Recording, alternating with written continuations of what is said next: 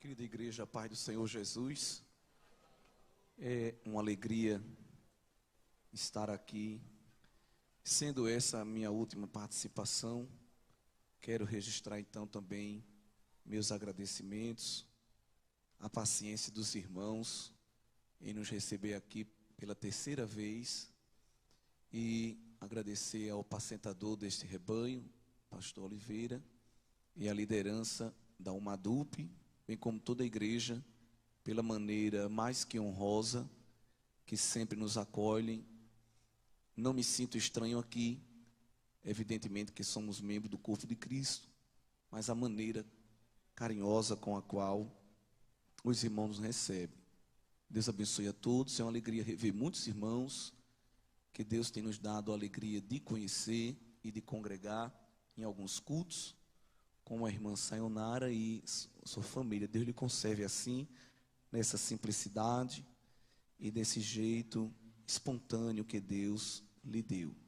Meus irmãos, vamos voltar ao livro de Levítico, uma oportunidade tão maravilhosa que Deus tem nos dado de meditar nesse livro. Inclusive, quando acabou o culto ontem, eu fiquei ali surpreso com as mobílias, as réplicas, né? Se tivesse me avisado, eu tinha pedido para trazer, ia falando e mostrando, mas é claro, né, que estou brincando, mas muito bonito. E eu perguntei quem foi que fez, e os irmãos responderam, foi Bezalel e a Oliabe. Digo, então, tá certo. Glória a Deus, não é, irmãos? Que Deus abençoe o trabalho, até para isso tem galardão de Deus, viu? Tenho a certeza que há um galardão de Deus para esse tipo de trabalho. Não, evidentemente, se for pegar esse candelabro agora, pastor, eu botar aqui, todo mundo que for cultuar, olhar diante do candelabro, né, fazer uma misura, ou pegar a arca da aliança e botar os obreiros para carregar, que evidentemente não faz nenhum sentido. Mas no sentido didático, no sentido de uma apresentação. Mas tem igreja por aí que o pastor está botando estola, mitra, tocando chofar, botando quipá na cabeça. E eu fico imaginando Jesus olhando tudo isso do céu e dizendo, vocês estão recosturando o véu que eu rasguei. Mas ele vai dar uma pancada na cabeça desse povo e vai ajeitar. Eu creio que vai. Meus irmãos, nós paramos ontem no lugar santo. Faltou entrar no Santo dos Santos. Quem quer entrar no Santo dos Santos? Glória a Deus. E o sacerdote, então, para entrar no Santo dos Santos, ele tinha aquele véu para lembrar a ele que era até ali e não mais adiante. Ninguém podia entrar no último recinto, o recinto sagrado. Somente o sumo sacerdote, e uma vez por ano, na convocação chamada por Deus de dia da expiação. Então o véu que separava o Santo dos Santos do lugar santo tinha essa ideia de impor um limite reverente naqueles que oficiavam dentro do tabernáculo. E evidentemente que para o sumo sacerdote, ou grande sacerdote, o sacerdote principal, era um grande privilégio adentrar, mesmo que anualmente, no Santo dos Santos. Privilégio esse que vinha carregado de responsabilidades. E essas responsabilidades vão ser descritas por Deus, mais especificamente a partir do capítulo 8, quando Deus mostra a Moisés a consagração de Arão e dos seus filhos. Não era só comprar o diploma de sacerdote. A partir do verso 6, nos mostra o texto que eles tinham que ser lavados com água, recebiam uma túnica, eram cingidos com cinto, depois um manto, um éfode, um cinto lavrado, o peitoral onde se carregava o urim e o tumim, a mitra sobre a cabeça, a coroa da santidade. Observe que não era de todo jeito, havia uma série de apetrechos da indumentária que caracterizava aqueles que oficiavam ali. E no verso 12, que é o mais principal, era derramado o azeite da unção sobre a cabeça do sumo sacerdote, representando também essa disponibilidade do poder que o Espírito Santo derramaria sobre a igreja no Novo Testamento, na Nova Aliança. Porque na Antiga Aliança, só 3 grupos de pessoas eram ungidos com óleo: reis, sacerdotes e profetas. Mais ninguém. E aqui nós vemos o sumo sacerdote recebendo este azeite da unção, apontando para uma realidade que Cristo ia inaugurar, quando não só reis, sacerdotes e profetas receberiam esta unção, mas todo crente, todo salvo receberia essa unção. Porque Pedro diz que nós somos nação santa, nós somos povo adquirido, nós somos sacerdócio real, glória a Deus, nós somos geração escolhida, e agora nós temos esse privilégio também de receber esta unção. Mas um privilégio que é carregado, evidentemente, de responsabilidades. E essas responsabilidades vão ser mostradas aí do capítulo 8 ao capítulo 10, que exigia um nível de santidade muito alta do sacerdote. Porque tudo que envolvia o culto a Deus era relacionado à santidade. Porque Deus é santo. Então, santo era o tabernáculo, santas eram as ofertas, santas eram as mobílias, santas eram as festas, né, da convocação. Então, tudo no culto era santo, era consagrado, remetia à ideia de pureza, para entrar num contraponto ao culto pagão, o culto de matriz cananeia, que era um culto que envolvia oferendas aos mortos, sacrifício de humanos, prostituição cultural, relações sexuais ilícitas, automutilação. Então Deus vai criar um tipo de culto isento de todas essas mazelas para reafirmar a santidade dele. E se tem uma coisa que caracteriza a personalidade de Deus, é a sua santidade. Hoje os artistas sobem nos trios elétricos por aí e quer dar aula sobre quem é Deus, e todo mundo diz logo que Deus é o que, igreja? Amor. É o que as pessoas querem dizer que Deus é. Mas nós temos que entender que os atributos de Deus não se resumem somente ao amor. Aliás, os atributos de Deus, eles coexistem numa perfeita harmonia e um não anula o outro. Antes de Deus ser amor, ele é santo. Isso faz parte de Deus, é inerente a Deus.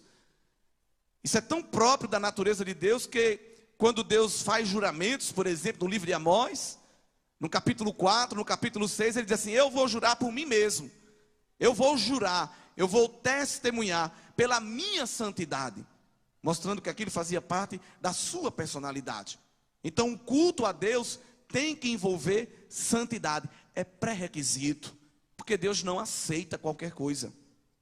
Essa ideia da dispensação da graça, de que o culto agora é mais simples, é mais fácil, pode vir de todo jeito que Deus recebe, porque só está interessado no coração, isso é um grande erro, porque quando nós lemos o Levítico, acompanhado da carta aos Hebreus, como eu disse ontem, a gente percebe que a liberdade, ela vem acompanhada de responsabilidade. E Deus vai dar aqui no capítulo 17 até o capítulo 26 de Levítico, aquilo que os estudiosos chamam de código da santidade. Leis que retratam um santo viver cotidiano. É interessante que alguém diz assim: não, olha, aqui na igreja eu sigo o padrão, mas lá fora eu fico mais light, mais diet. Aqui dentro eu boto tal roupa, eu me sento de um jeito, eu canto um hino, fico bem comportadinho, mas lá fora é mais à vontade. Deus, ele não enxerga a gente com essa fatia, uma maneira de ser aqui e uma maneira de ser acolá. Tanto que em Levítico ele dá uma relação de regimentos de como o crente deveria se comportar no culto, e do capítulo 17 ao 26 como o crente deve se comportar no dia a dia. Ou seja, o padrão de santidade que ele exige aqui dentro é o mesmo que ele exige lá fora. Porque enquanto a gente está lá fora, alguém olha e diz: é hebreu, adora ao Deus Jeová. Conheço, isso aí é crente, isso aí é servo do Altíssimo, isso aí é filho de Deus. Então o mundo, ele tem que entender que é indissociável a nossa prática da nossa confissão. E o princípio que está aqui em Levítico, evidentemente serve para nós ainda hoje. Uma prova de que Deus não recebe qualquer oferta e nem qualquer ofertante. No capítulo de número 21, versículo 21, o Senhor diz: nenhum homem da semente de Arão, o sacerdote, em que houver alguma deformidade, se chegará para oferecer as ofertas queimadas do Senhor. Falta nele há. Não se chegará para oferecer o pão do seu Deus. Só podia exercer o sacerdócio se tivesse DNA da tribo de Levi. mas ainda assim não podia apresentar nenhum defeito físico, não podia ser anão, não podia ter um defeito na perna, não podia ser cego e tantas outras coisas que vocês conhecem. Nem deformidades na pele Deus aceitava. Então Deus é racista, Deus tem isso, tem aquilo, de fobia contra esse tipo de pessoa, aquela. Claro que não.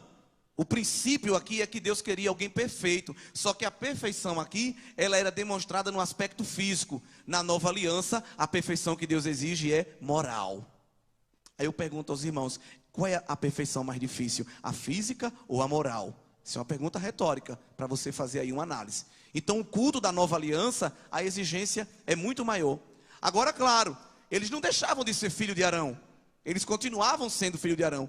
Mas não podiam exercer o privilégio do ofício por completo. Eles podiam até entrar na tenda da congregação. Eles podiam comer da oferta, porque eles iam viver daquilo. Eles eram de linhagem sacerdotal, mas eles não podiam apresentar ao Senhor o sacrifício. Então alguém que está em imperfeição moral, talvez ainda continue sendo filho de Deus. Talvez continue frequentando o culto.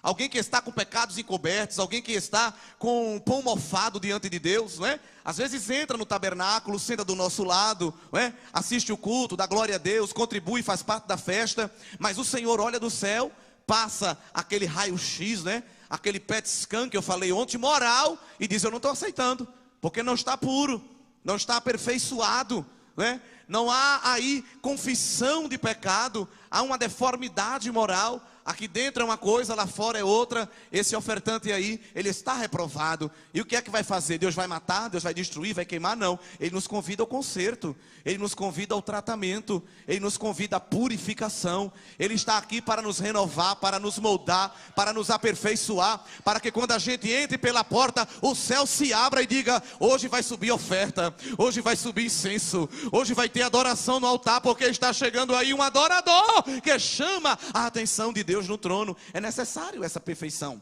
perfeição moral, perfeição espiritual. Mas não basta você vir arrumado, bonito, tranquilo, ser dizimista fiel, comprar toda a lição da EBD, ter a fala de todos os congressos da Umadup.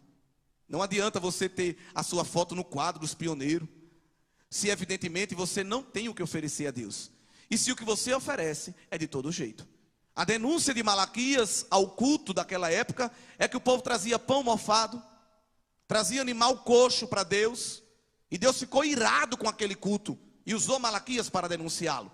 Aqui em Levítico, no capítulo 22 e no versículo 20, essa história de que Deus recebe qualquer louvor, o que importa é o coração. Isso não tem guarida bíblica. Capítulo 22, versículo 20, Deus diz: nenhuma coisa em que haja defeito oferecereis, porque não seria aceita a vosso favor. Tem que vir, tem que trazer alguma coisa. O que você vai entregar tem que entregar completo e ainda tem que ser de qualidade, senão Deus não recebe.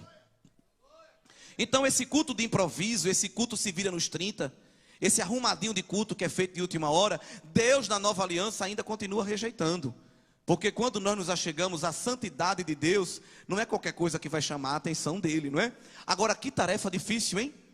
Para a gente chamar a atenção de Deus, nós falhos, imperfeitos que somos. Porque se eu levantar aqui e disser: quem é perfeito nessa noite, levanta a mão e dê um glória. Não sei se alguém tem coragem de levantar a mão. Eu não tenho. E Deus sabe que a gente é falho, imperfeito, inconclusos nesta caminhada. Por isso que Ele providenciou Cristo. Veja aí Colossenses capítulo 2. Jesus veio para completar o que faltava. Jesus não veio realizar o sonho da casa própria, nem veio fazer você dar a volta por cima, nem veio lhe dar a vitória para quem te viu ver agora você no palco, nada disso. O que foi que Jesus veio fazer? Colossenses capítulo 2, versículo 9. Porque nele, Cristo, habita corporalmente toda a plenitude da divindade, e estais perfeitos nele, que é a cabeça de todo principado e potestade. Tem solução para a nossa imperfeição: Cristo em nós. Observe que Paulo não diz: vocês são perfeitos, porque ser é diferente de estar. Paulo diz que nós estamos, é uma posição. Só estamos perfeitos porque estamos em Cristo. Se a gente sai da presença do Senhor, a gente perde esse estado de perfeição. Mas quem permanece no Senhor vai atingir um estado de perfeição que não será mais momentâneo. É a última etapa da salvação, a glorificação. Quando a trombeta soar, aquela parcela de perfeição que nos falta, o Senhor nos dará, e nós seremos semelhantes a Ele, partilharemos desta natureza glorificada, desta perfeição que não só é física, mas sobretudo moral e espiritual. Porque a gente gosta muito de cantar acerca do arrebatamento, que a gente vai ser perfeito, e não vai ter mais bico de papagaio, e vai voltar a ter todos os dentes, e o olho vai enxergar bem. Ótimo, graças a Deus, que nosso corpo vai voltar a ser perfeitamente, no ponto de vista físico. Ninguém vai mancar lá, ninguém vai ter nenhuma deficiência, glória a Deus. Mas o principal motivo da nossa alegria é a perfeição moral que o Senhor vai realizar em nós. Porque Deus não está interessado em medidas físico-anatômicas.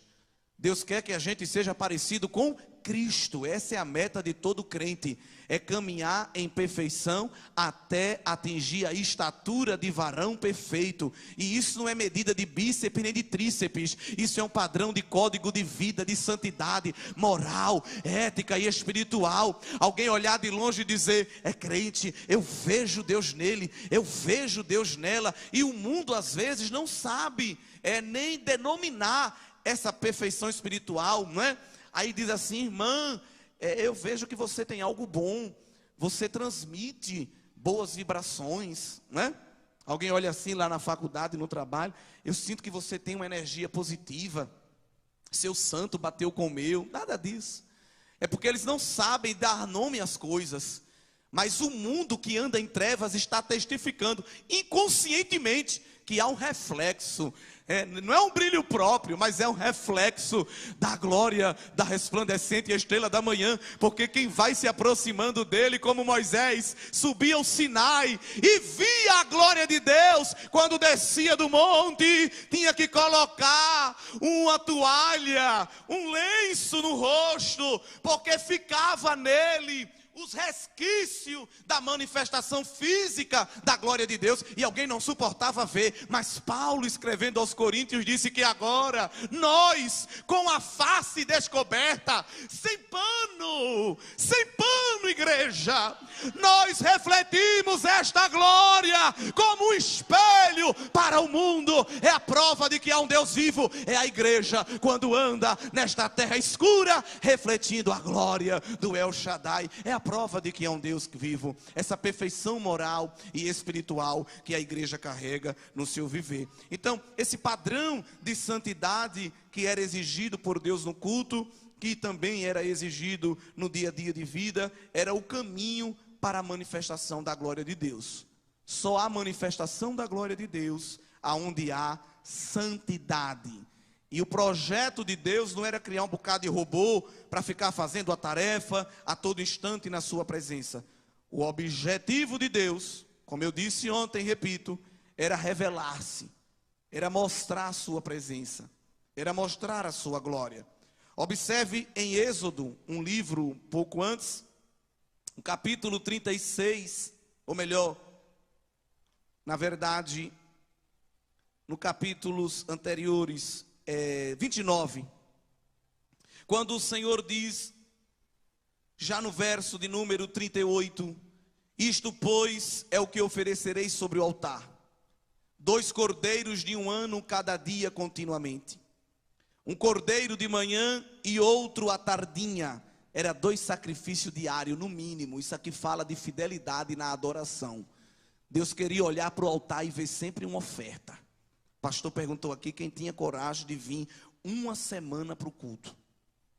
Às vezes a gente faz culto lá 3 dias, tem que implorar os irmãos para vir.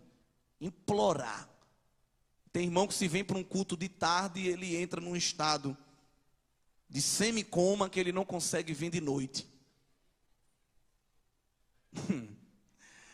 Se ele vir para um culto na segunda e na terça, na quarta ele já está pedindo clemência. Tem que ficar uns 3 dias em casa para se recuperar. Só vim lá no domingo. No Antigo Testamento, Deus disse: eu quero olhar para o altar de manhã e ver a fumaça. subindo. Eu quero olhar para o altar no entardecer e quero ver a fumaça subindo.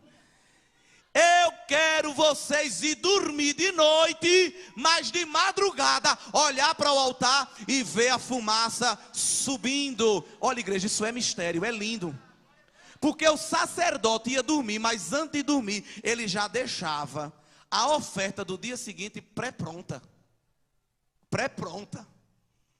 Para quando chegasse de manhã, já está tudo pronto. Só tirar a cinza do altar, colocar mais lenha para o fogo reacender e o sacrifício já estava pronto. Para de manhã, logo cedo, Deus já fazer isso. Estou gostando. Me agrada. Me alegra. Me satisfaz a adoração do meu povo. Estou recebendo. E o sacerdote já passava o dia trabalhando, mesmo que não viesse ninguém trazer oferta, o sacerdote já tinha providenciado pelo menos 2 para o Senhor durante o dia. Hoje a gente vai chamar uma pessoa para cantar. Repito, ela ainda vai procurar o CD, decidir qual é o hino que vai cantar, procurar onde é que está o instrumento, onde é que coloca o cabo. E Deus no trono de braço cruzado perguntando, sim, qual é a hora que começa esse culto? Aqueles que pregam e acham que são mais crentes que todo mundo, não prepara nada, não estuda, quando chega aqui, deixa eu ver o que eu vou falar, irmão. Não, isso aqui não, Deus. E outra parte, é a geração do improviso, do arranjado. Povo que não sabe onde está a lenha, aleluia. Povo que não sabe onde está o cordeiro. Povo que não sabe mais, pastor, me perdoe falar isso, não sabe mais nem onde está o tabernáculo, zanzando pelo deserto, dizendo eu quero ver a glória. Você não vai ver glória nenhuma. A glória tem endereço certo, e ela passa pelo serviço, pela adoração, pelo quebrantamento, pela humilhação, pela vida consagrada, pelo caminho de santidade, por uma vida prostrada no altar de Deus. Senhor, eu não quero sair daqui. O pardal encontrou casa, a andorinha ninho para si.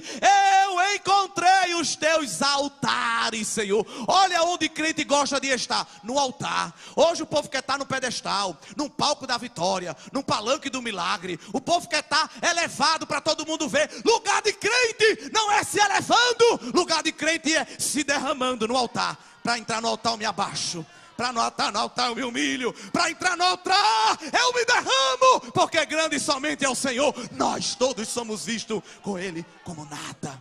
Altar, eu encontrei os teus altares. O povo hoje quer a cadeira de honra. O povo hoje quer o patamar, a passarela dos vitoriosos. A passarela que nós vamos andar é a do sangue de Jesus, o novo e vivo caminho que Ele nos consagrou. Anda nessa estrada cheia do sangue do Calvário, que ela desemboca no Santo dos Santos, onde a glória de Deus é revelada na vida daquele que Ele presta um culto aprazível. Esse é o caminho, essa continua sendo a receita. E Deus diz, eu quero que tenha sacrifício de dia, eu quero que tenha sacrifício ao entardecer. Qual é o propósito disso? Um mero rito? Uma mera matança de animais? Não. Verso de número 42. Este será o holocausto contínuo por vossas gerações, a porta da tenda da congregação perante o Senhor, onde vos encontrarei. Olha aqui, encontro. Deus é Deus de encontro. Onde vos encontrarei para falar contigo ali. Os outros deuses, o homem vem, fala e nada. O Deus Jeová, quando a gente chega, Ele já está esperando. Veio, não foi? Vai me entregar o que eu pedi? Está disposto a me adorar? Te prepara, porque eu vou falar contigo, eu vou trabalhar na tua vida.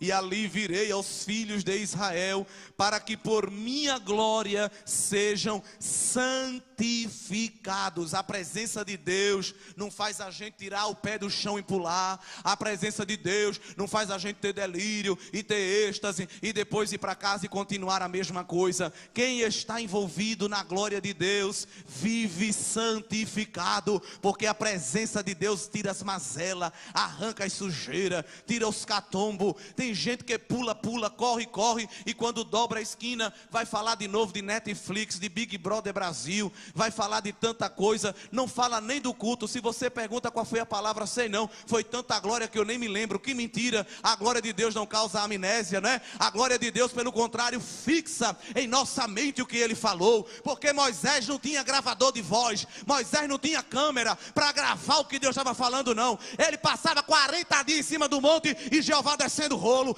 entregando conteúdo, e quando ele descia, ele vinha com o fax de Jeová, ele vinha com um livro, está aqui o que Deus falou. A presença dele foi gloriosa, mas gerou conteúdo, e esse conteúdo transforma, esse conteúdo edifica, esse conteúdo lapida o povo para ser santo ao Deus El Shaddai. Hoje a pessoa diz que sobe o Monte Sinai, roda, cai, e quando você pergunta o que teve, ele diz: não sei, só foi que foi mistério, foi muito manto, foi muito fogo. Isso é uma pipoca de micro-ondas. Instala com 2 minutos, mas depois de 3 minutos não tem mais nada para instalar. Você ainda bota de novo mais 1 minuto para ver se sai alguma coisa, não sai mais nada. E depois de 30 segundos fora do micro-ondas já está murcho. Mas quem tem altar com fogo de manhã e de tarde, de manhã e de tarde, de manhã e de tarde é diferente. Aleluia. Ele vem para o congresso segunda, terça, quarta, quinta, sexta, sábado. Depois de 15 dias você encontra com ele, a fumaça ainda está subindo. Irmão, como é que tu está? Eu ainda estou mastigando, minha filha, a palavra daquele dia. Tu lembra que Deus falou assim? Tu lembra que Deus falou daquele jeito? Ainda está incendiando o meu coração. Há uma chama de Deus que vai estar acesa neste congresso, na vida de crente.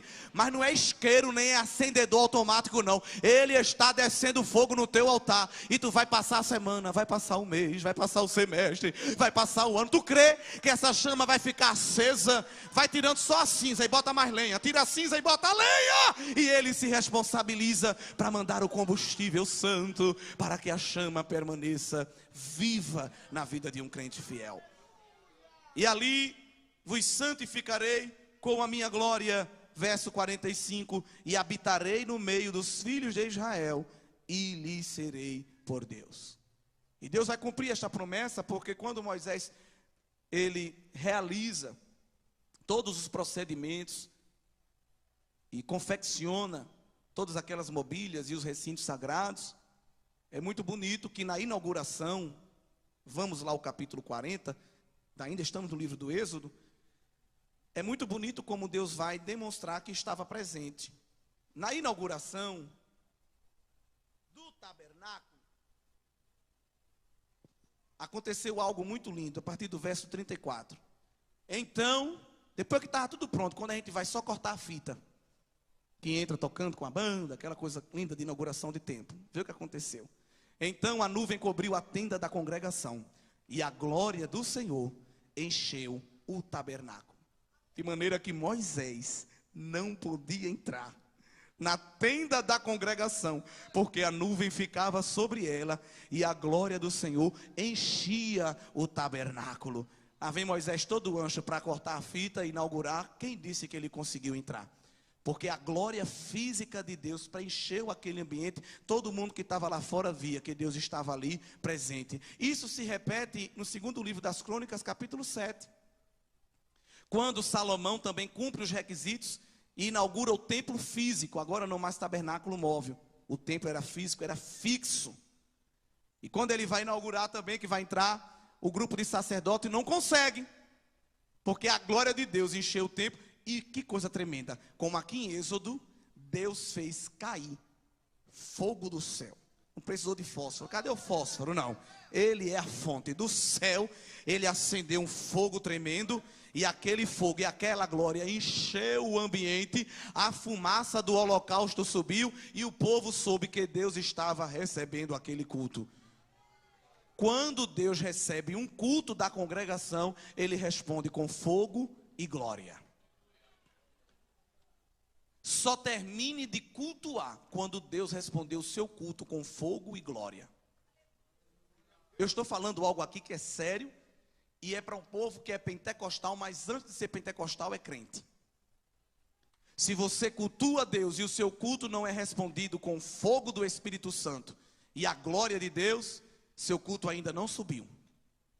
Sua oferta ainda não foi aceita. Você está dependendo da oferta dos outros, do culto dos outros, mas agora a responsabilidade é individual. Deus exige de nós um sacrifício que seja aprazível a Ele, para que Ele possa responder o nosso culto com fogo e com glória. Isso independente de cantor, de pregador, de orquestra, de grupo, de banda, de missionário, de apóstolo, de anjo, de arcanjo, de querubim. O negócio é você e Deus. Deus e você. Ele está olhando para o teu altar. Se a oferta estiver aparelhada, o céu já está se abrindo para abrir caminho, para o incenso subir e a glória de Deus descer. A receita é simples. Só que Deus sabe que a gente é falho e imperfeito. Nós muitas vezes erramos no caminho, e se depender da nossa eficiência e da nossa eficácia, quase nenhum culto vai ser aceito. O povo de Israel tinha muito cuidado, porém às vezes ainda derrapava, fugia das regras. Um exemplo seríssimo foi Nadab e Abiú. Nadab e Abiú cresceu vendo como eram as coisas de Deus.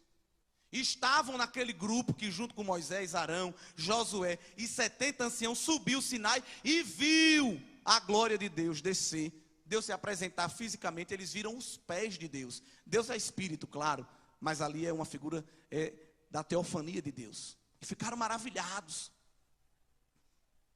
Eles sabiam qual era o regulamento de Deus. Viram seu pai ser consagrado por Moisés para oficiar como sumo sacerdote. Não eram frequentadores de culto, eram pessoas que estavam relacionadas ao sacerdócio levítico. Eles conheciam a lei. Nadab e Abiú, filhos de Arão. Eles viram Moisés e Arão entregar uma série de sacrifícios a Deus, ficar 7 dias lá dentro da congregação para receber a aprovação divina. Só no 8º dia que saíram para poder entregar a oferta. E foi algo tão tremendo que Deus recebeu, porque Moisés não disse para Arão: cadê o isqueiro? Não, eles só levantaram a mão, moveram a oferta diante do povo, e Jeová do céu, sem acendedor automático, sem isqueiro, sem fósforo, acendeu a chama. O povo ficou maravilhado. Rapaz, o negócio é sério. Esses homens são crentes, porque tem gente que é assim, pega o céu com a mão. Só que a gente olha o efeito, mas não sabe como é que está os bastidores lá do dia a dia. Quando chega aqui, canta, prega, profetiza, eita, eu quero ser como essa pessoa. Mas há um preparo. E o povo viu só Moisés e Arão levantando a mãozinha assim, ó, e a labareda acendendo. Eita. Aí acho que Nadab abriu o olho e disse: aí, varão, só faz assim, ó. Mexe assim que o fogo cai. Performance. Há uma geração aí de Nadabs e Abiús querendo performance, mas não tem essência. Não tem altar, não tem preparo. Não passa no processo. Não tem momento a sós com Deus. Não visita o lugar secreto. Não dobra o joelho para orar. Não lê Bíblia. Mas quando chega dentro da congregação, isso é Dragon Ball Z, isso não é poder de Deus, não. E quem não quer as coisas de Deus vai buscar em outra fonte. Moisés e Arão sabiam qual era a fonte, mas eles sabiam e não fizeram. Pegaram fogo estranho, ninguém sabe de onde foi esse fogo. O autor sagrado não fez questão de dizer de onde era, porque coisa estranha não precisa estar dando muito crédito, nem muita visibilidade. Mas denunciou que eles pegaram fogo estranho. Eram as pessoas erradas, na hora errada, fazendo a coisa errada. E foram fazer a mesma performance, o mesmo trejeito. O Deus que manda fogo, que Ele é o próprio fogo, mandou um fogo consumir os dois. Na minha casa não.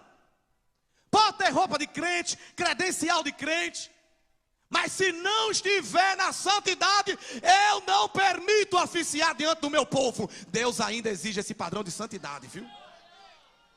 Tem muito Nadab e Abiú aí dentro dos templos, achando que Deus se engana com performance. Ele ainda tem fogo para consumir alguém que está na sua presença indevidamente. Ele ainda consome. Não que ele vai fulminar na hora do culto, mas ele ainda remove. Ele ainda remove, igreja. E o negócio foi tão sério que Deus disse para o pai, Arão: nem chore. Você está proibido de chorar. Isso é para o povo aprender que diante de mim há um elevado padrão de santidade para oficiar na minha presença. E vai colocar logo 2 pessoas no seu lugar. Há 2 outros sacerdotes que vão substituir Nadab e Abiú. E eu quero dizer com isso que Deus sempre tem alguém para colocar para fazer a obra dele. Aleluia. Eleazar e Itamar, capítulo 10, versículo 6.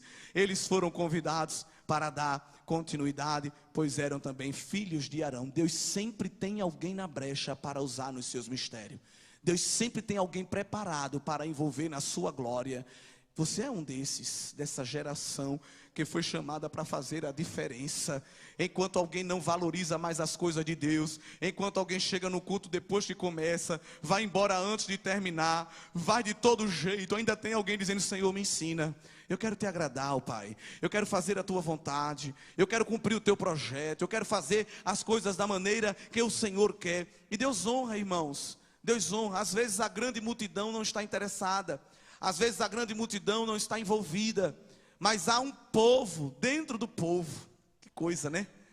Que está na brecha, está no altar. Senhor, é fogo e glória. Eu só quero isso. É glória e fogo e glória. Eu não vim aqui para outra coisa não. Aí por causa de 2, 3, 4, meia dúzia, que está no altar com oferta queimada, incenso suave na narina de Deus, o fogo e a glória é derramada, e uma multidão é beneficiada. Isso acontece ainda nos dias atuais. Mesmo Deus orientando, esses homens às vezes erravam. Deus era tão organizado, alguém acredita a Henry Ford, né, a divisão de trabalho, mas quem criou isso foi Deus. Porque o povo era seminômade e vivia se mudando de um lado para o outro. Toda hora tinha que montar e desmontar aquele tabernáculo. Deus dividiu 3 grupos: os filhos de Gerson, os filhos de Coate e os filhos de Merari. Um grupo era responsável pelas lonas, pelas cortinas, pelos véus. Outro grupo era responsável pelas mobílias propriamente dita. E outro grupo era responsável pelas colunas, pelos varais, pelas pinças. Vê como Deus é organizado. Tinha gente para carregar até o varal. E quem era para carregar varal, carregava varal. Quem era para carregar a arca, carregava a arca. Quem era para carregar a cortina, carregava a cortina. Os filhos de Corá, isso é interessante, a Bíblia é toda encaixada. Os filhos de Corá não entraram nessa lista, mas eram descendentes levíticos, né? Por isso que eles escreveram aquele salmo lindo, dizendo assim: Senhor, eu prefiro habitar nas portas da tua casa do que nas tendas da impiedade. Porque os filhos de Corá via os filhos de Gerson, de Coate e de Merari entrar, pegar os utensílios, carregar. Eles eram também da descendência levítica, mas não podia. Mas se contentava somente ficar na porta. Oh Deus, só na porta já está bom. O que a gente quer é te adorar. O que a gente quer é fazer a tua vontade. A igreja, Deus deu o privilégio de entrar no Santo dos Santos, e tem gente se comportando como se estivesse lá fora da porta. Ah, se os filhos de Corá estivessem aqui, e assim, ó, batendo na nossa face: ei, acorda, tu tem um privilégio que a gente não tinha. Ei, te move, te mexe, anda, faz alguma coisa. Tens um privilégio que não tínhamos na antiga aliança. Faz alguma coisa, porque estás diante dos santos, e quem se achega a ele não pode se achegar de qualquer maneira. Mas o Senhor, sabendo dessas lacunas que existem na nossa vida, dessas imperfeições, dessa dificuldade que a gente tem de entregar um culto cheio do fogo, da glória, Ele vai lançar na nova aliança um padrão novo de sacerdócio. É o sacerdócio eterno segundo a ordem de Melquisedeque. Melquisedeque aparece na primeira vez na Bíblia lá em 14 de Gênesis, como rei de Salém. Depois que Abraão vence uma luta para resgatar o seu primo Ló, e dos despojos da guerra ele leva o dízimo de tudo para Melquisedeque. Gênesis 14 diz que Melquisedeque, sem genealogia, sem pai, sem mãe, claro que ele tinha, mas nunca foi registrado. Algo muito diferente, porque o sacerdócio levítico valorizava muito genealogia, dependia de genealogia.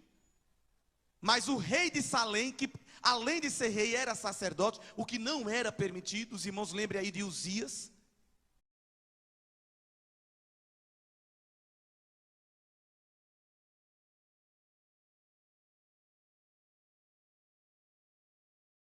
E Abraão foi e entregou o dízimo a ele de tudo, reconhecendo a autoridade espiritual que aquele homem tinha. Fica aqui até um parêntese.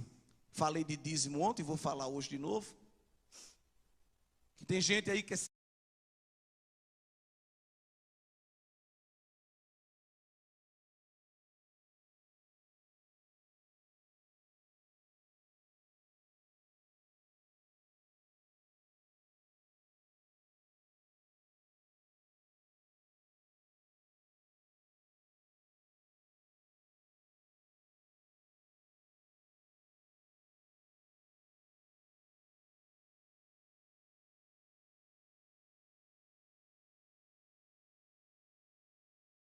que vai aparecer o sacerdócio de Cristo. Porque Jesus não era da tribo de Levi. E se Jesus tivesse que depender da tribo de Levi e dessa genealogia para ser sacerdote, ele nunca ia poder exercer o sacerdócio. Porque Jesus era descendente de qual tribo, igreja, quem lembra? Tribo de Judá. Ele vinha para cumprir outra profecia, como descendente de Davi, raiz de Davi, rebento de Jessé, leão da tribo de Judá. E Judá não tinha nada a ver com o sacerdócio. Mas a carta aos Hebreus capítulo 7 diz que mudando-se o sacerdote, também se muda a lei. E Jesus não podia se declarar sacerdote sem mudança da lei. Mas Deus fez a mudança na lei, para poder instituir Jesus. Porque Jesus não era golpista não. A lei foi mudada para dar o direito a ele mesmo. Porque do jeito dessa geração mimimi, iam dizer que até Jesus é golpista. Mas Jesus, ele era sacerdote eterno e ele é segundo a ordem de Melquisedeque. Profecia que o pai deu para ele no Salmo 110. Ei, filho, assenta-te aqui à minha direita, até que eu ponha os inimigos por escabelo dos meus pés. Tu és sacerdote eterno, segundo a ordem de Melquisedeque. Ou seja, Jesus vai ser elevado à categoria de sumo sacerdote. Porque na nova aliança, o sacerdócio não é mais levítico, o sacerdócio é da igreja. Sim, mas quem é o sumo sacerdote deste grupo? Jesus. Na nova aliança, cada crente não é um sumo sacerdote. Jesus é o sumo sacerdote e todos nós somos sacerdotes. E nós, como sacerdote, só poderíamos ficar aonde? Lá fora.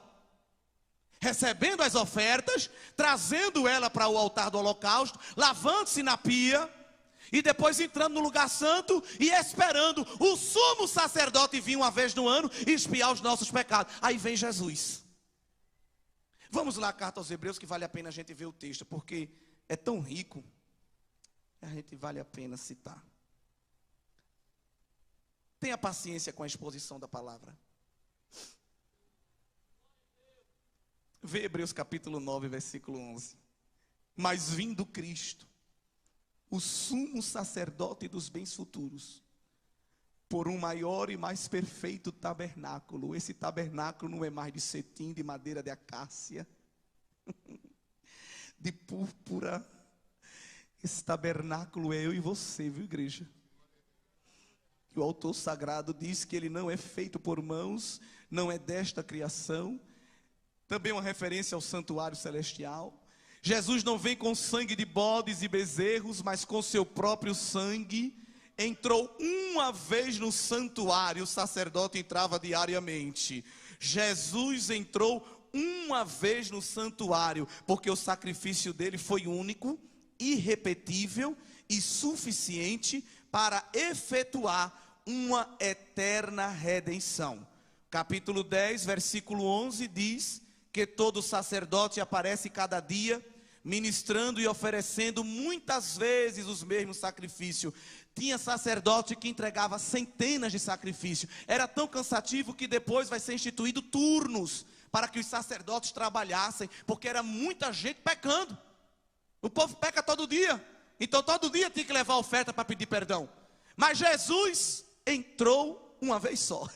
Verso de número 12. Mas este, havendo oferecido um único sacrifício pelos pecados, e está assentado para sempre à destra de Deus, daqui em diante, esperando até que os seus inimigos sejam postos por escabelos dos seus pés. A Bíblia, ela é muito encaixadinha.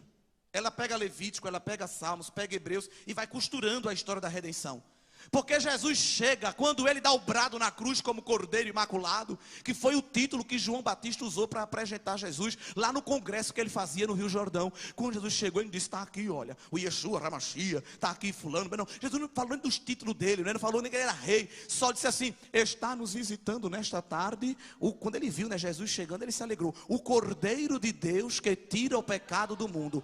João Batista, que alguém tinha como doido, ele abriu uma escala teológica. Abriu escala, né? Que você abre apenas assim. Ele fez um salto. Ele pegou o Antigo Testamento e Novo Testamento assim com a mão e juntou juntou, irmão, numa frase só. Porque ele pega Jesus, que é cordeiro, mas não é cordeiro qualquer, não era mais um cordeiro, era o cordeiro. E o cordeiro espia, era algo que era um paliativo, era transitório, era passageiro. Mas Jesus não espia pecado, Jesus tira. Tirar aqui significa destruir, extirpar, extinguir, rasgar, desfazer a existência. Aquele cordeiro mudo que foi para o matadouro sem dar uma palavra, passou na mão do Sinédrio, passou na mão de Pilatos, passou na mão de Herodes, passou na mão de uma turba enlouquecida, dizendo: crucificam, crucificam. E alguém pensa que foi Roma que crucificou, que foi o Sinédrio que crucificou. Nada disso.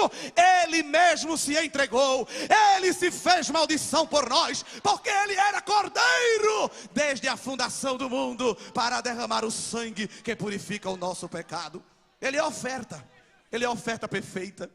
Aliás, o sacrifício levítico não envolvia só o holocausto. Tinha uma oferta que era feita com farinha, e aquela farinha era misturada, era feito um bolinho de farinha. Com o quê? Com a mão. Aquela oferta representava Cristo sendo moído. Toda vez que o ofertante fazia aquele bolinho de farinha, ele estava representando Cristo sendo esmagado na cruz. Vê que coisa tremenda da Bíblia. E Levítico diz que aquela farinha não se faz bolo só com farinha, né? Farinha com farinha não gera bolo. Tem que botar algo líquido. E o texto bíblico diz que era para deitar nela azeite. Porque Jesus tinha uma grande característica: o Espírito do Senhor era sobre ele. Lembrando que no Antigo Testamento o Espírito Santo descia sobre alguém, aquela pessoa fazia a tarefa e depois ele saía. Mas Jesus, quando chega no culto, na sinagoga, senta na cadeira de Moisés. É como eu chegasse aqui hoje, sentasse na cadeira do ilustre pastor. Rapaz, que é isso? Chegasse aqui agora, rapaz, procura o teu lugar. Jesus sentou na cadeira do sumo sacerdote, porque ele é sumo sacerdote eterno, segundo a ordem de Melquisedeque. Pegou o texto de Isaías 61 e começou a ler. Profecia e cumprimento, tudo junto num dia só. O Espírito do Senhor, ele diz assim: desceu, baixou, não, está sobre mim. Ele é sobre mim, porque ele me ungiu para pregar boas novas ao quebrantado. Ele me enviou a curar, ele me enviou para declarar soltura aos cárceres. Ei, era o bolo de farinha sendo amassado, mas o azeite sendo derramado nele. Quando ele chegava para pregar, não tinha cameraman, ele não tinha transmissão, ele não tinha assessor, ninguém carregava a pasta dele. Mas quando ele abria a boca, cadeia se quebrava, sepultura se fechava, lepra ia embora, enfermidade batia retirada, até o vento e o mar obedecia, porque o azeite estava derramado naquele homem. Aleluia, aleluia. Jesus vai ser essa oferta perfeita, mas é um grande mistério, que ele só não vai ser oferta, ele também vai ser ofertante. Ele vai ser sacrifício e vai ser sacerdote ao mesmo tempo. E na cruz, quando ele brada como cordeiro sendo moído, ele também agora, depois que entrega o seu espírito, vai começar a atuar como sumo sacerdote. E a gente viu que quando ele dá o brado, ele rasga o véu do templo para entrar simbolicamente no santuário celestial, como sumo sacerdote eterno. E dizer ao Pai: pronto, eu entreguei a oferta perfeita, a oferta foi aceita, a oferta foi entregue, fiz pelo povo, pecado do povo agora está pago. A cela da condenação eu já risquei. O acusador chegou atrasado. Jesus, irmão, fez uma visita na sepultura para pegar a chave da morte e do inferno, mostrando que o poder de Satanás não estaria mais com o próprio Satanás, porque o inferno e a morte já receberam voz de derrota. Deus ainda dá a eles parcialmente certo poder, mas é limitado, até que Jesus, por fim, vença a morte, que é o último inimigo a ser vencido, disse Paulo. Mas só nessa visita que Jesus fez, ele pegou a alma dos justos tudinho, tirou dali do seio de Abraão e levou para o terceiro céu, onde o justo está agora. Até o local onde o justo fica esperando a ressurreição mudou, só numa visita que Jesus fez. Quem é meu, me siga. E levou aquele povo todinho. Isso é tremendo, né? Diz o texto bíblico, quando ele brada na cruz, as sepulturas se abriram e muitos mortos foram ressuscitados. E é uma coisa tão linda, porque Paulo diz que Jesus é a primícia dos que dormem. Eles se ressuscitaram, mas não foi como aquele livro de Incidente em Antares de Érico Veríssimo, não. Não ficou aquele sensacionalismo, não. Eles só apareceram depois que Jesus apareceu. Onde é que eles ficaram esses 3 dias? Ninguém sabe, até Jesus ressuscitar. Mas depois que Jesus aparece e visita, e tantas pessoas lhe vêm, quase 500 testemunhas oculares, é que eles vão aparecer. E Jesus agora entra no santuário celestial, entrega essa oferta perfeita, mas ele vai fazer uma coisa que nenhum sacerdote e nenhum sumo sacerdote fazia. O sacerdote trabalhava o dia todo, mas trabalhava em pé. Na réplica do santuário não tem cadeira. Alguém pode perguntar, cadê a cadeira? Não tem. Cadeira é um negócio da nova aliança, de culto da gente. A gente passa mais tempo sentado. Mas na antiga aliança era em pé o tempo todinho. Sacerdote não se sentava nunca. Mas Jesus, que é sumo sacerdote eterno, segundo a ordem de Melquisedeque, Hebreus capítulo 8, ou melhor, que nós acabamos de ler, Hebreus capítulo 10, diz que ele, terminando o sacrifício, quando terminou a tarefa, sentou-se. Alguém achou ruim porque ele sentou na cadeira de Moisés na sinagoga? No santuário celestial ele terminou o exercício e sentou à direita de Deus, onde ele está agora, símbolo de toda a autoridade e todo o poder que lhe foi confiado.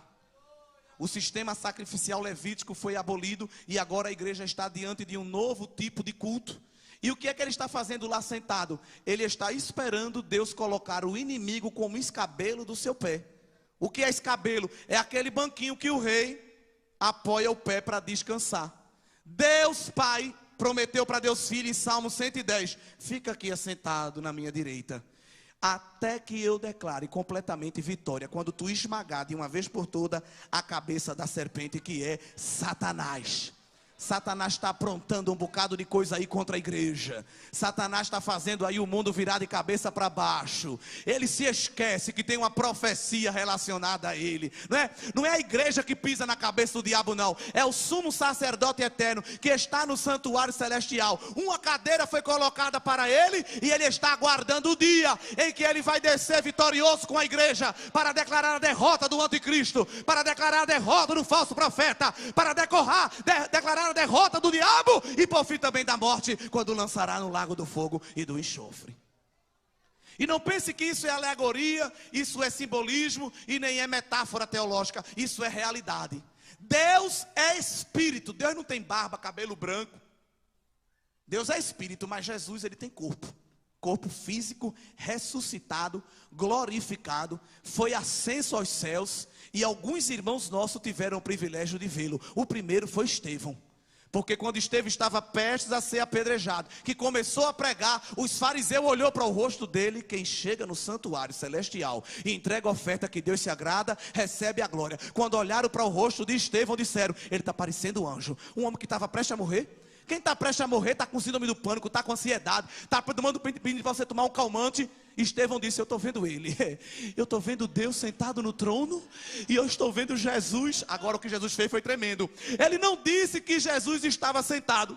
Estevão disse: eu estou vendo o Filho em pé à direita dele. Jesus fez questão de se levantar para recepcionar o primeiro mártir da igreja. Vem, bendito de meu Pai, para o reino que está preparado desde a fundação do mundo. Com todo respeito, a igreja não precisa da ONU, a igreja não precisa da Unesco, a igreja não precisa da Greenpeace, do IBAMA, de nada, porque a igreja tem o dono dela, que cuida dela, que protege ela, que guarda ela e que vem buscá-la adornada para participar da festa memorial do Cordeiro.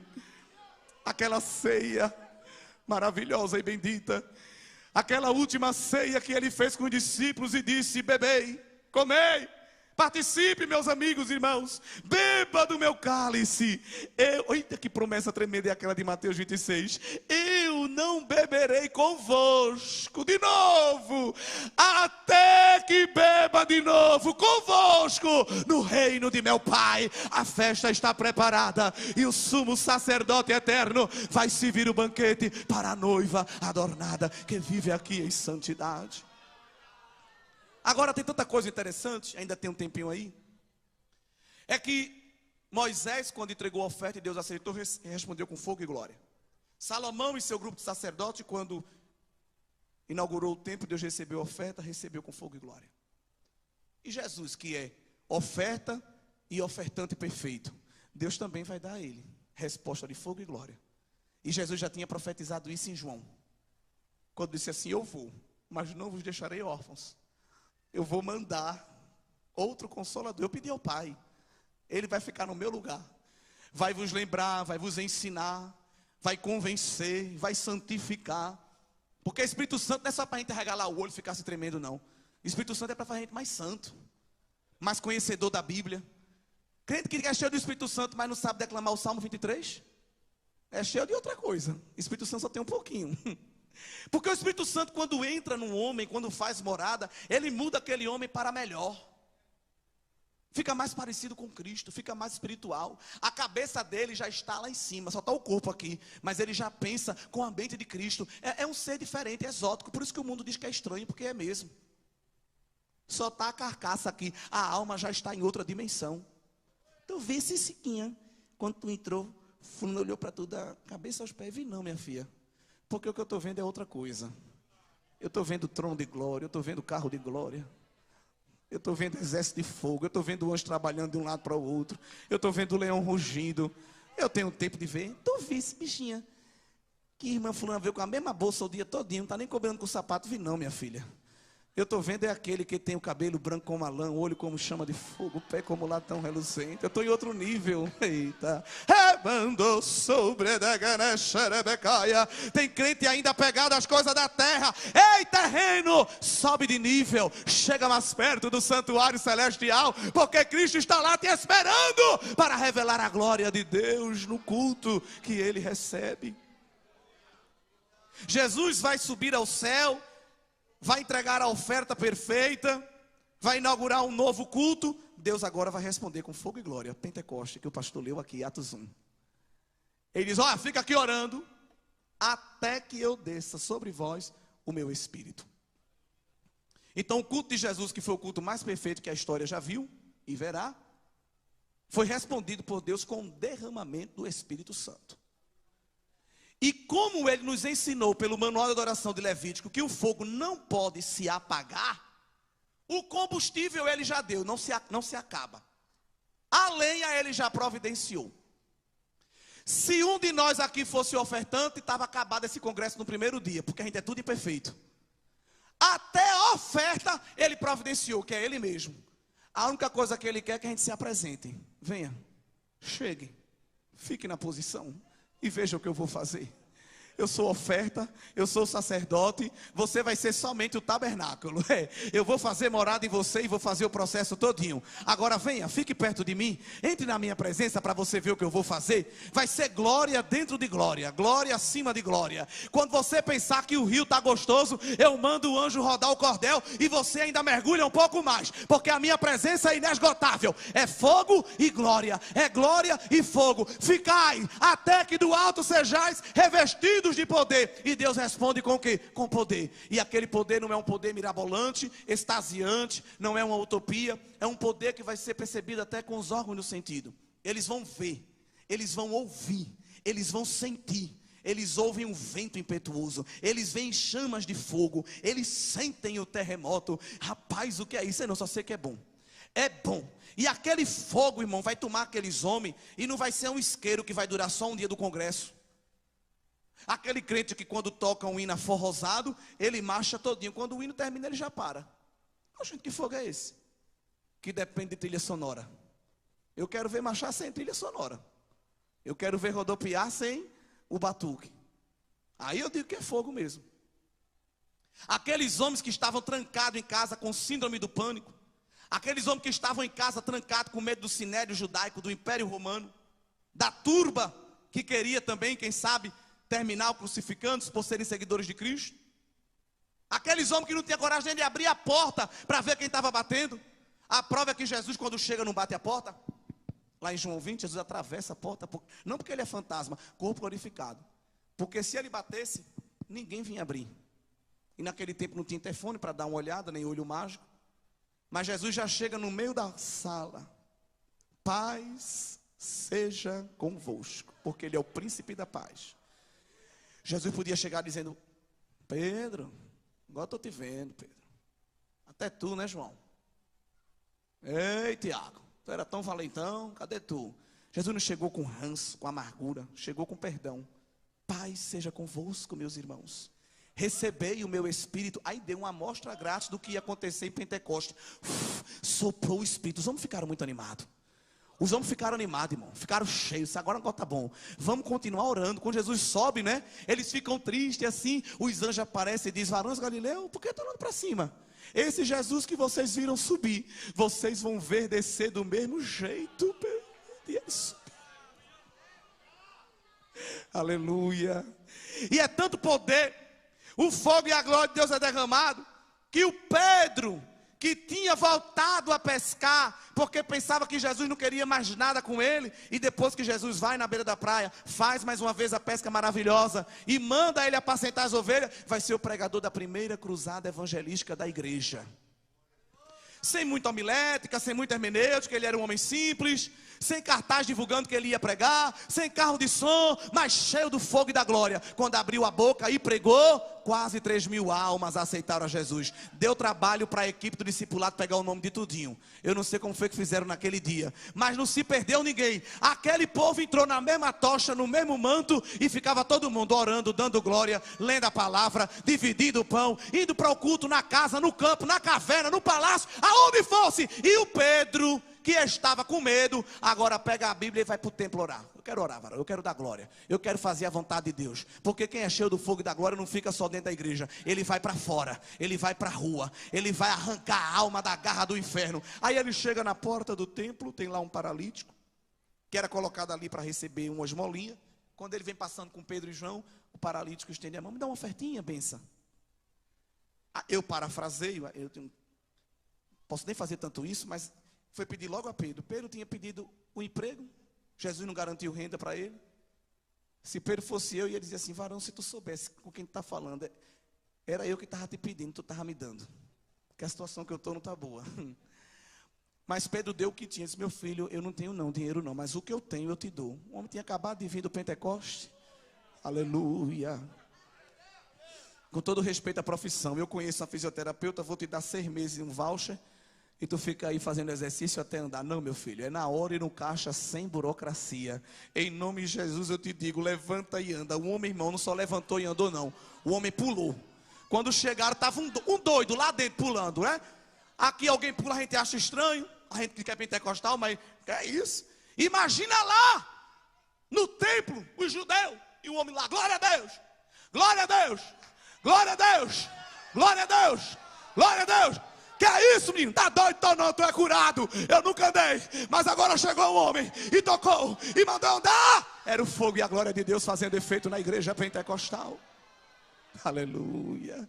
Nada para a igreja que está cheia do poder de Deus, nada para a igreja que está envolvida na glória de Deus. E Satanás está querendo fazer com que a gente não consiga entrar no Santo dos Santos. Mas o Senhor Jesus, ao longo desta semana, pelo poder da sua palavra, Ele vai tomar os nossos corações, irmão. Ele vai tomar a nossa alma. Há uma guerra travada contra a carne. E tem muita gente nas águas rasas, mas o cordel de Jeová vai levar muita gente para mergulhar neste ribeiro. Você vai sair essa semana diferente. Faça um propósito com Deus e não falte nenhum culto. Chegue aqui quando a porta ainda estiver fechada. Jeová, eu já estou com sacrifício e já estou no altar. Toca fogo, Jesus. Toca fogo, que eu quero subir a fumaça. Se sentar um cru do teu lado, a fumaça do fogo da labareda que Jeová botar no teu altar vai servir para esquentar ele. Porque às vezes senta um cubo de gelo do lado da gente, mas não se preocupe não, porque esse cubo de gelo não vai esfriar o teu altar não. É o fogo de Deus na tua vida que vai derreter esse gelo e ele vai começar a borbulhar. Vai começar a borbulhar. Eita, isso é mistério. Ei, anda sobre mim, tio. E alguém vai dizer: o que é isso? É a labareda de Jeová, aquecendo a alma, aquecendo corações, para ser cheio da presença de Deus. Abre a tua mão e recebe labareda de Deus. Não abra a sua mão, isso não é um ato qualquer não. Abra como quem abre para receber. Abra a mão como quem abre para receber.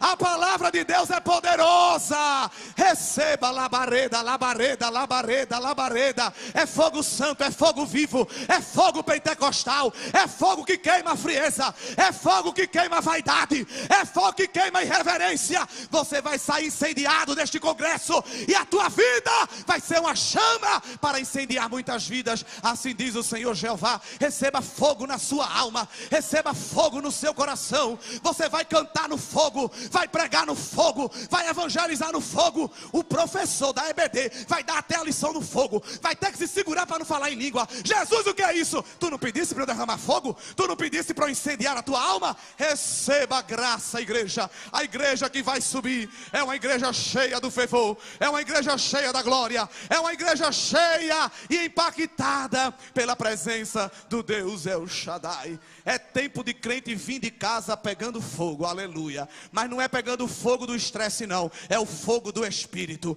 E quando alguém vier fofocar, quando alguém vier falar da vida dos outros, tu dá duas glórias misturadas com aleluia e tange essa ave de rapina para bem longe, porque o teu altar não vai ser adulterado, o nosso altar não vai ser corrompido. Eita glória! E alguém que está frio e incrédulo vai ser incendiado por Deus pela tua vida.